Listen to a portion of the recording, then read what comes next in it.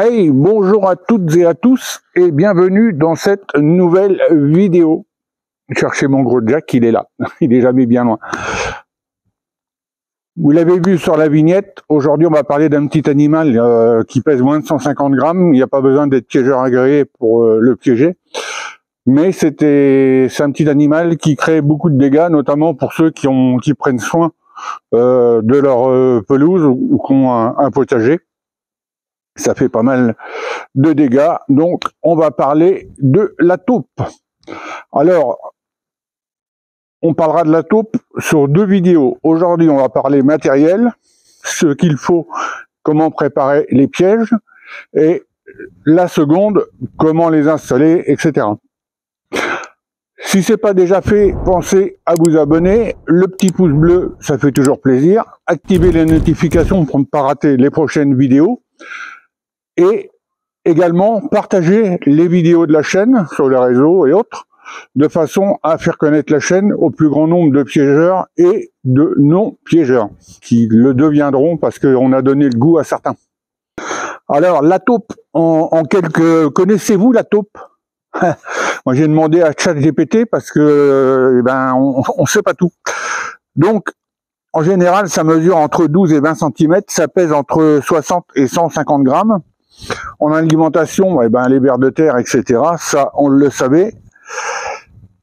Son métabolisme est énormément élevé, c'est-à-dire qu'elle doit manger quasiment en permanence et jusqu'à manger l'équivalent de son poids dans une journée. La saison de reproduction, généralement au printemps, février, juin. La gestation 4 à 6 semaines, portée entre 2 et 7 petits. Les nouveau-nés, ils naissent aveugles et nus et dépendent entièrement de leur mère pendant les premières semaines, évidemment. Et ils grandissent rapidement, ils sont sevrés à 3-4 semaines. Et après cette période, ils commencent à quitter le terrier familial pour prendre leur indépendance. La maturité sexuelle étant 10-12 mois. Au niveau des sens, les yeux, on dit myope comme une taupe. Donc elle a des petits yeux qui lui servent pas grand chose parce qu'elle voit pas beaucoup. Par contre, l'ouïe et l'odorat sont particulièrement développés, ce qui lui permet de pouvoir déjà repérer ses proies et également être prévenu si un danger arrive. Donc l'odorat, ça nous concerne. Et la durée de vie moyenne d'une taupe est de 3 ans. Voilà, comme ça on connaît notre ennemi, entre guillemets. Alors, concernant le matériel nécessaire pour piéger les taupes. Alors, si vous débutez, vous allez acheter tout neuf. Vous achetez un seau de maçon. Ça coûte 2-3 €. C'est fait, comme son nom l'indique, pour les maçons sur le chantier. C'est relativement costaud. Et comme ça ne vous servira que pour les taupes. Des pièges. Alors moi, j'utilise des pièges Putange, donc ceux-là sont prêts à servir. Il y a plein de pièges, il y a plein de dispositifs. Je les critique pas, ça fait des siècles que ça existe et ça fonctionne parfaitement. Pour l'étendre, bien souvent, vous avez une clé qui est vendue avec, ça vaut rien. Moi, je vous conseille d'investir une dizaine d'euros dans la pince et ça vous permet de pouvoir l'étendre facilement. Petite astuce, c'est pas pour faire beau le jaune, c'est simplement si votre pince tombe dans l'herbe pour vous aider à la retrouver plus facilement. Une petite pelle pour finir de dégager quand vous avez creusé.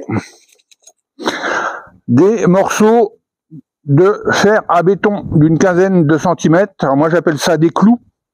Ça va servir quand on a posé le piège, on verra ça dans la seconde vidéo, de façon à ce que si la taupe est prise dedans mais pas morte, qu'elle ne se barre pas dans la galerie avec le piège. Un petit morceau de ferraille. Alors là, c'est un espèce de tournevis ou je sais pas trop quoi, mais un truc qui vous permettra de farfouiner et de pouvoir sonder un petit peu quand vous avez creusé, de façon à avoir détecté éventuellement une galerie qu'on ne voit pas. Des repères pour savoir où vous avez placé vos pièges. Alors moi, j'avais du tubiro qui traînait, donc j'en ai coupé des bouts. Prenez ce que vous voulez. Pensez quand même, si vous avez des enfants, des animaux domestiques, comme ça sera planté dans le sol, pensez qu'il n'y ait pas de danger d'aller s'embrocher dessus en cas de chute ou quoi. Et l'outil indispensable, la bêche ou le loucher, on appelle ça comme on veut, de façon à pouvoir creuser. Voilà tout ce qu'il vous faut pour piéger. Donc les pièges à taupe, vous l'aurez remarqué, sont pleins de terre et oxydés. Il faut qu'ils soient oxydés pour fonctionner, parce que quand c'est neuf, ça ressemble à ça, c'est beau, ça brille, ça sent l'humain, c'est plein de graisse. On avait testé dans une vidéo précédente, où vous avez passé un petit coup de chiffon avec de l'alcool et on voit que c'est tout noir. Mais c'est surtout que ça glisse et que la tente ne tient pas dessus et que vous risquez de vous coincer les doigts et puis d'avoir surtout des déclenchements pour rien. Donc maintenant, ce qu'on va voir justement, c'est comment oxyder les pièges rapidement. Donc on va aller oxyder les pièges. Donc, méthode un peu particulière, mais qui a l'avantage de vous permettre d'avoir des pièges qui sont oxydés en une dizaine de jours. Enfin, ils seront oxydés en 24-48 heures, et après un petit séjour dans la terre pour finir de les désodoriser, voilà, ils seront disponibles en une dizaine de jours. Donc, c'est une méthode qui m'a été donnée par un ancien, Gaston, paix à son âme. Alors lui, il faisait ça directement dans sa cheminée, hein, pour vous dire. Donc, vous allez prendre votre seau de maçon, le remplir, donc une dizaine de litres d'eau, et vous mettez un sac de gros sel d'1 kilo. Ça fait une proportion de 100 grammes de sel par litre. Honnêtement, lui, il faisait ça au pif, donc il m'avait dit, j'achète un sac de sel et je mets ça dans le seau. Bon, peut-être que moins de sel suffirait. Bon, après, un sac de sel, ça vaut 90 centimes. Donc ça, on va les passer au feu de façon à ce qu'ils deviennent gris. Et surtout, prenez garde de ne pas les faire rougir. Donc, ce que je vous conseille, moi, c'est d'essayer avec un piège et ensuite vous passez le reste.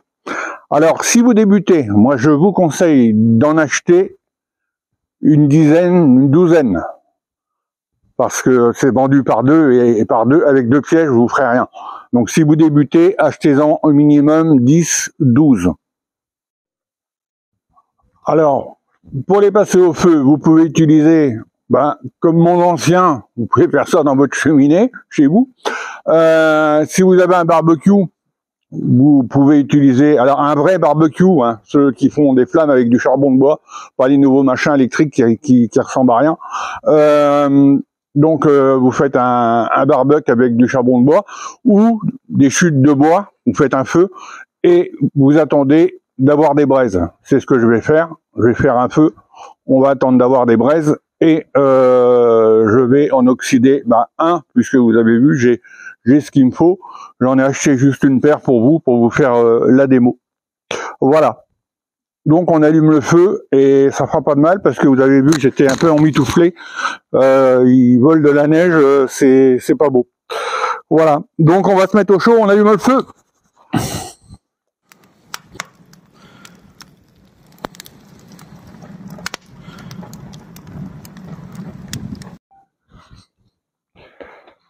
Donc là, il reste que des braises. Et donc, je vais mettre le piège dedans.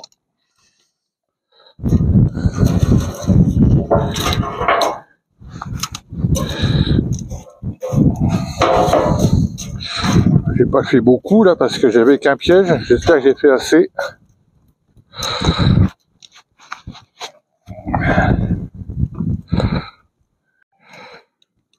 Voilà, vue de dessus, ça donne ça. J'approche pas trop la caméra parce que autrement j'aurai des problèmes. Voilà. Et donc on va attendre que la couleur cuivrée s'en aille et qu'il devienne gris.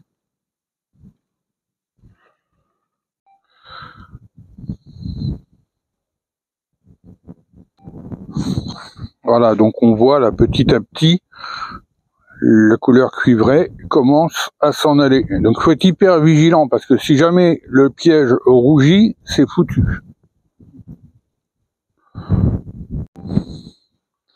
Voilà. Donc là, j'essaie de me rapprocher un peu. Voilà. Donc on voit, il est devenu gris. Donc là, il va être bon. Donc et ben là, tout simplement, je le récupère.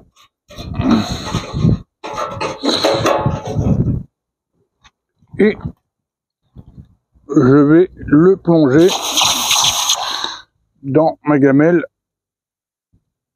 d'eau salée. Et je vais répéter l'opération pour la tente.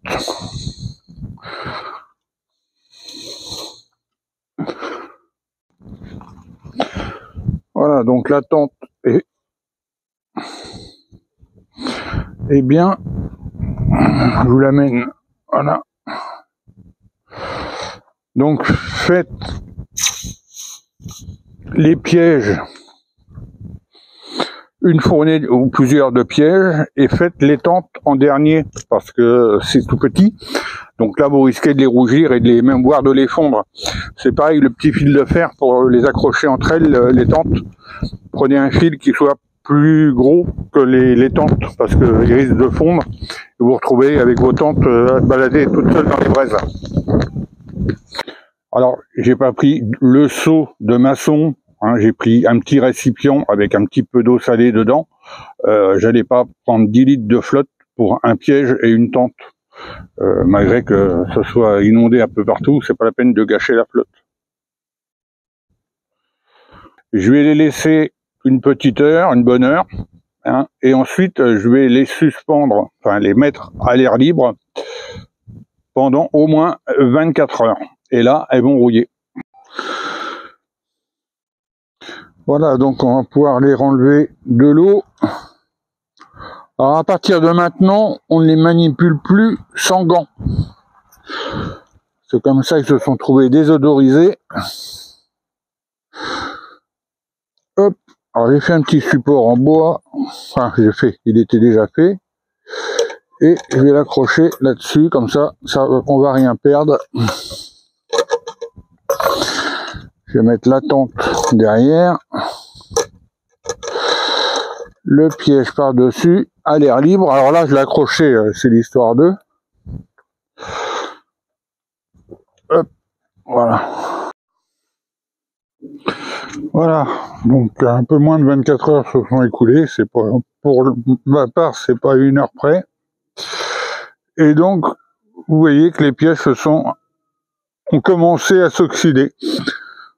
Donc là, je le fais pour vous. C'est vrai que je le ferai pour de bon. Je les laisserai encore 24 heures parce que j'ai peut-être chauffé un peu légèrement. Et pour la tente, c'est pareil. Donc on va passer maintenant à attacher la tente sur le piège.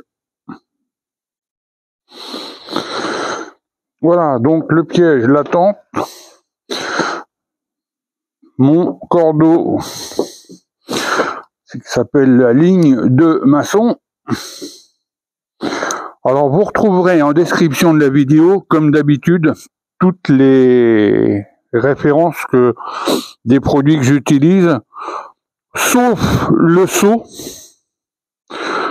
parce que c'est vendu par lot et ça coûte une fortune, donc il faut mieux aller au magasin de bricolage du coin. Donc du coup, là, je fais une boucle, tout en vous parlant. Une petite boucle toute simple. Je vais passer dans ma tente. Et je repasse là.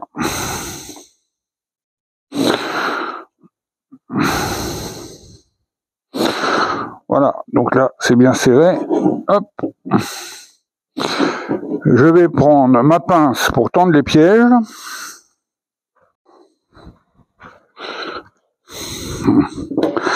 Et j'ai juste à passer comme ça, mettre ma tente entre les deux branches et refermer. Comme ça, elle est tenue. Et ensuite, alors, j'ai pris des gants en latex. Exceptionnellement, ça permet d'avoir une dextérité meilleure qu'avec des gants en vinyle. Je parle même pas des gants en cuir. Et du coup, je vais venir faire quelques nœuds là.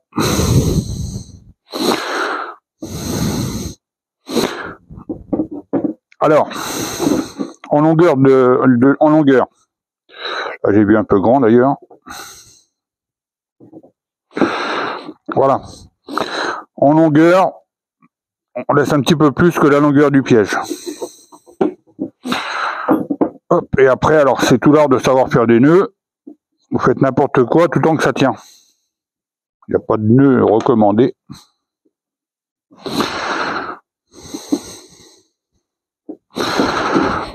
Et voilà. Un petit coup de ciseau. Hop. Voilà. Prenez l'habitude toujours de remettre la tente, de coincer entre les deux pattes. Même pour le stockage des pièges, ça vous évite de vous retrouver avec des sacs de nœuds, avec des tentes qui se baladent, des ficelles qui s'en mêlent, etc. Voilà. Donc la tente est attachée au piège, donc c'est bon, ça c'est impeccable. On va prendre le seau, on va prendre un peu de terre, le mettre dedans pendant 8-10 jours. Alors la terre, ça serait dommage de d'aller faire des trous pour en trouver. Je vous rappelle que vous avez des taupes qui vous font des taupinières. Donc autant en profiter. Vous prenez les taupinières les plus anciennes. Alors vous tapissez le fond de votre seau de terre. Et ensuite vous mettez vos pièges. Alors vous les alignez hein, et vous recouvrez.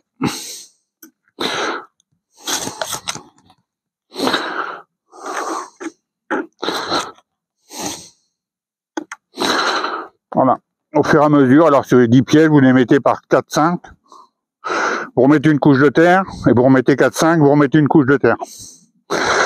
Voilà, et vous laissez reposer, comme je vous disais tout à l'heure, entre 8-10 jours, et ensuite vous aurez des pièges parfaitement opérationnels, qui seront rouillés, et qui continueront de s'oxyder au fil du temps, et désodorisés. Voilà pour ce qui est de l'oxydation des pièges. Voilà, donc écoutez, reste à attendre. Moi, je vais pas attendre puisque j'ai ce qu'il me faut. Hein. Donc, on va clôturer cette vidéo et prochain épisode, comment poser les pièges Putange. Alors, je me répète, j'ai rien contre les autres dispositifs, les autres pièges. Simplement, ça fonctionne depuis des siècles, il n'y a pas de mécanisme, c'est juste un ressort, il n'y a pas de risque que ça tombe en panne. C'est des pièges que j'ai depuis plus de 10 ans, et hormis de changer les tentes de temps en temps, puisque c'est assez fin et quand ça s'oxyde facilement, autrement il n'y a pas d'entretien. Pour, je ne sais pas si je vous l'ai dit tout à l'heure, pour attacher les tentes sur le piège, alors certains lots de pièges sont déjà équipés d'une petite chaîne. Si vous voulez un bon conseil, à réception, vous coupez la chaîne et vous la remplacez par du cordeau. Alors ça s'appelle la ligne de maçon. C'est un cordeau en nylon qui est imputrescible. Donc ça permet de séjourner dans la terre et sans pourrir, sans s'abîmer. Voilà.